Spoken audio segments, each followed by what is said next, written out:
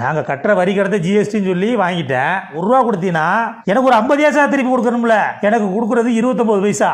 மற்ற மாநிலத்துக்கெல்லாம் அவன் ₹1 கொடுத்தானா அவனுக்கு சில பேருக்கு ₹150, ஒரு சில ₹700, சில பேருக்கு ₹900 வரைக்கும் கொடுக்குற. அப்போ என்ன அர்த்தம்? யார் விட்டு காசு? வார நிதி எப்படிலாம் அடைச்சிக்கிற? அரசு ஊழியர்களுக்கு ஆசிரியர்களுக்கு சம்பளம் கொடுக்கக்கூடாது, பிள்ளைகளுக்கு நோட்டு புத்தகம் கொடுக்கக்கூடாது, படிக்கக்கூடாது. இதே மருத்துவத்துறைக்கு நிதி ஒதுக்க மாட்டேன், சாலை போடுறதுக்கு நிதி ஒதுக்க மாட்டேன். கிட்டத்தட்ட 2 லட்சம் கோடி 3 லட்சம் கோடின்றது கடன் தள்ளுபடி பண்ணுற. யாருக்கு? ஏழை விவசாயிகளுக்கா? அம்பானிக்கு அதானிக்கும். யார் விட்டு அப்பம் விட்டு காசு? அதை தான் கேட்டார் மரியாதைக்குரிய. யார் விட்டு அப்பம் விட்டு காசுன்னு அண்ணன் உதயநிதி தான் கேட்டார். அது கோவம் வந்துச்சுல உங்களுக்கு. முடிஞ்சால் எங்களுக்கு கொடுக்குற வரியை கொடு ஒழுங்கா. எதை வச்சுக்க நீ 10 லட்ச ரூபாய்க்கு உடை போடுத்துறவாரு. அந்த உடையில் கூட எங்கள் தமிழ்நாட்டோட வரி இருக்குது. சும்மா போகிற போக்கில் நாளைக்கு எதிர்கால தலைமுறையை ரொம்ப போராட்டம் வைக்க போகிற. மாற்றிக்க, இந்த மானங்கட்ட பயிலும் மாற்றிக்கிங்கடா. இல்லைன்னா எதிர்காலத்தில் ரொம்ப அசிங்கப்பட்டு போயிருவிய.